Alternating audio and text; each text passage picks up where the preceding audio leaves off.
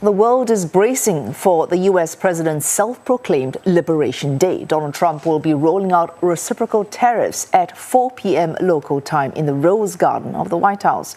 That is 4 a.m. tomorrow morning, Singapore, Hong Kong time. What and how much they will target are unclear, but Washington has said they will take effect immediately. On the possible hit list, the so-called Dirty 15, U.S. Treasury Secretary Scott Bessent coined that term last month, referring to the 15% of economies accounting for the bulk of America's trade imbalances. No names mentioned, but 2024 U.S. data shows these are more than likely to make the list. The number one spot going to China.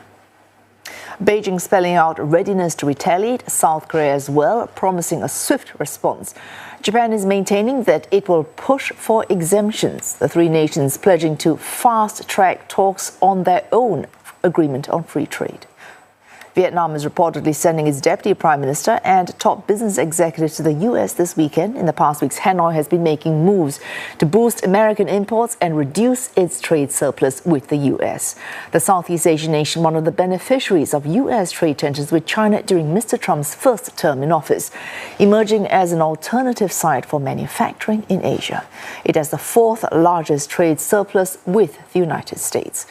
Australia also getting ready for Liberation Day. Prime Minister Anthony Albanese promising he will stand up for the national interest, despite previously pledging no response to reciprocal tariffs. There have been worries that Australian beef might be targeted. A fresh American beef has been banned since 2003 over fears of mad cow disease. Australia also recording its first trade surplus with the U.S. in January on strong gold exports after decades of deficits. The two nations have a free trade agreement. And for more, Kate Fisher joins us live from Washington, D.C. Kate, we're still hearing talks about what will go into these tariffs, even as we're just hours into that announcement in the Rose Garden in the White House. What can we expect within these tariff announcements?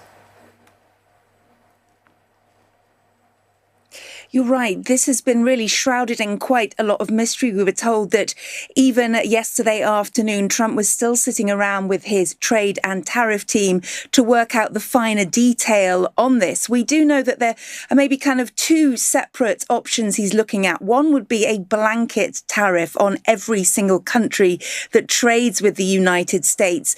Some reporting suggesting that would be a 20% universal tariff. And Trump has said that he sees that as the most simple option, the easiest way to do this. But then there is also this idea of reciprocal tariffs, which would be a more fragmented approach, individual tariffs for each country, depending on how they tariff a certain product to the US. Obviously, that would take a lot more work and administrative effort on the part of the United States. But that is the kind of message that Donald Trump ran on in his campaign, this idea that what they charge us, we charge them. So, for example, one example the White House showed reporters this week was that US alcohol is tariffed 150% by Mexico, and therefore the US would do that back to Mexico. And clearly the concern is that those extra costs would end up being absorbed by US companies and ultimately US consumers.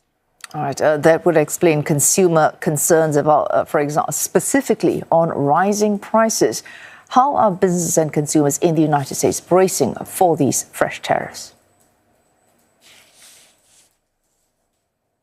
It certainly is beginning to trickle down. I know that a friend was, for example, recently buying a new dishwasher, and the signs on all the dishwashers said, buy these before April the 2nd, because after that, the prices are going to go up. There was a recent AP NORC poll showing that 60% of Americans are not happy. They disapprove of the way that Donald Trump is handling trade policy. Clearly, the markets have not been doing well under all of this uncertainty. And many, business owners saying that they don't feel they can have the confidence to invest and make decisions about forward planning in their companies because of this uncertainty. And then globally, of course, allies and adversaries of the US are trying to work out how they are going to respond to this. The EU has said that it is ready to respond and it has been making plans for today. Canada has already said that they can no longer rely on the US as its main and key ally, and that it has got to start thinking about trade and defence and everything else in a different way. So this is going to have an effect on everyday Americans, but also probably on people across the world. Well, thanks. That Kate Fisher there reporting live from Washington, D.C. Well, concerns, as we just heard there, both within the United States and with U.S. trade allies. But could any one country or sector come off any better from these swinging tariffs? We put that question to one expert later on this bulletin.